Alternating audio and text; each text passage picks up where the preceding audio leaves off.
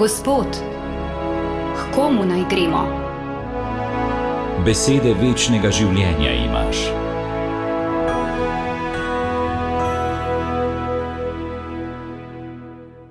Dragi zbrani pri radijskih sprejemnikih, prisrčno vas pozdravljam.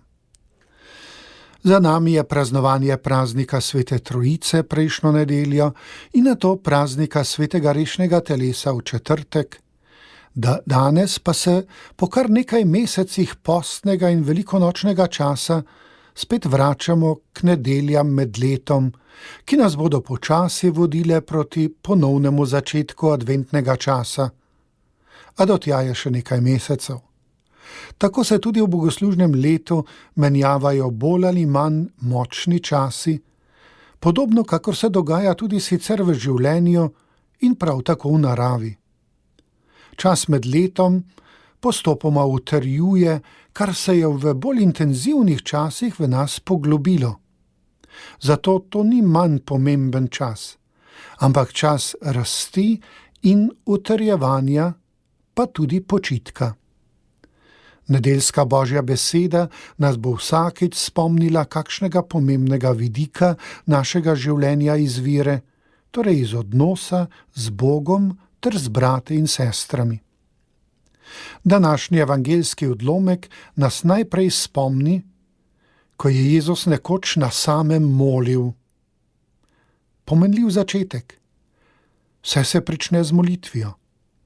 Jezus nam sporoča neverjeten pomen molitve.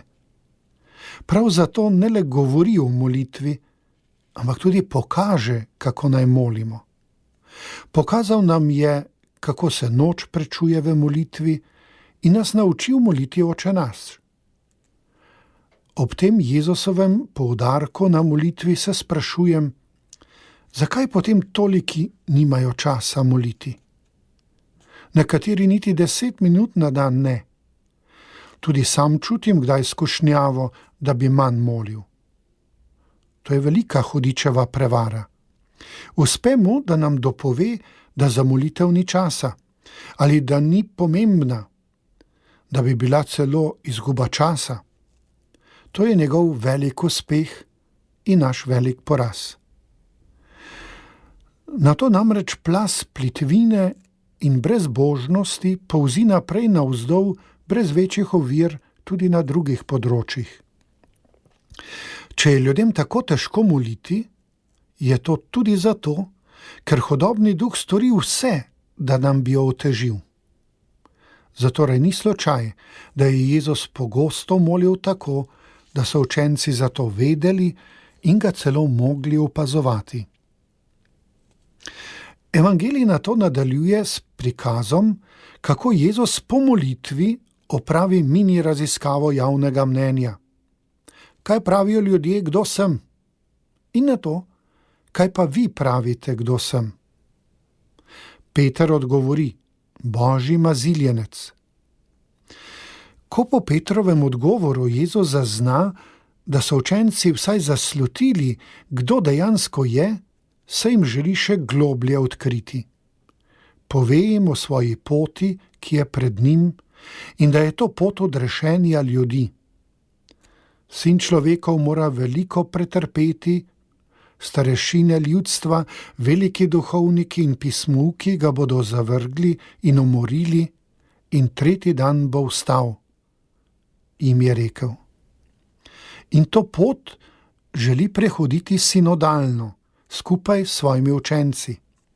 Želi, da skupaj poromajo proti Jeruzalemu kot romarji upanja. Saj je to edina pot, ki ima na koncu resnični izhod, vstajenski izhod iz doline smrtnih senc. In to je naše upanje. Ko Jezus tako učencem globlje razodene sebe, jim pomaga globlje dojeti tudi njih same. Jasno jim razloži, kdo je lahko njegov učenec. Če hoče kdo iti za menoj, naj se odpove sebi in vzame vsak dan svoj križ ter hodi za menoj. Vsekakor za Jezusa ni dovolj samo izpoved besed vere, ampak predvsem življenje vere. Razumem Petra, ki se tej poti upre, kot poročata Marko in Matej, saj je tudi meni težko sprejeti in razumeti te poti trpljenja, da je treba življenje izgubiti, da ga rešiš. Zveni nelogično, a življenje potrjuje to logiko ljubezni, ki je za svet nelogična. Ko sem premišljeval to besedo, se mi je pojavilo vprašanje, kako bi danes sam odgovoril na vprašanje, ki jo je Jezus zastavil učencem. Kaj danes ljudje okoli mene in pomeni jih menijo o Jezusu? V duhu se sprehajam med domačimi, sosedi, sodelavci, prijatelji, župljani, ljudmi, ki jih poznam, in brez obsojanja poskušam ugotoviti, kaj menijo o Jezusu. Sreča marsikaj.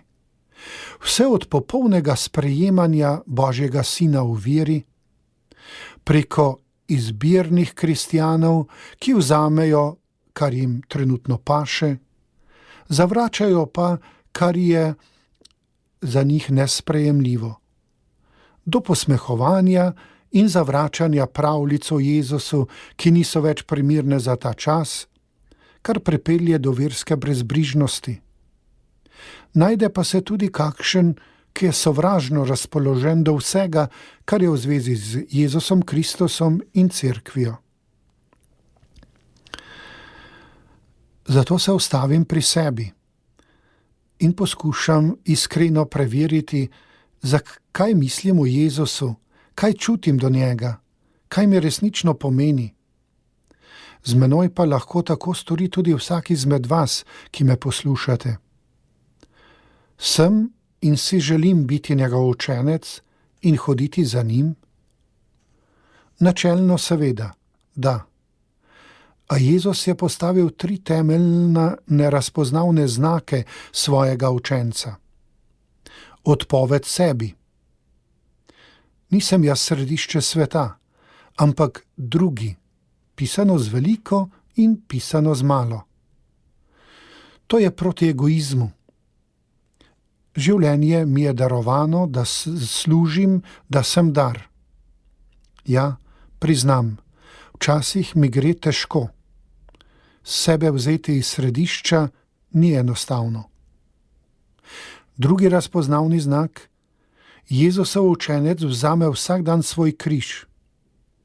To je tisti, ki ga nikakor nočem nositi, a se ga tudi ne morem znebiti, ker je moj. Tudi pri tem moram priznati, da ga večkrat vzamem z nejevoljo. Sledi 3. znamenje. Učenec hodi za Jezusom. Iz življenja učenca ljudje spoznajo, da ni nikoli sam, da vse načrtuje, odloča in dela z Jezusom in z njegovo cerkvijo. V tej luči vse postaja drugačno, svetlo, tudi križ. Ko preverjam, koliko resnično hodim za Jezusom na tak način, ugotavljam, da ga tudi jaz želim kdaj prehiteti, da bi on hodil za menoj.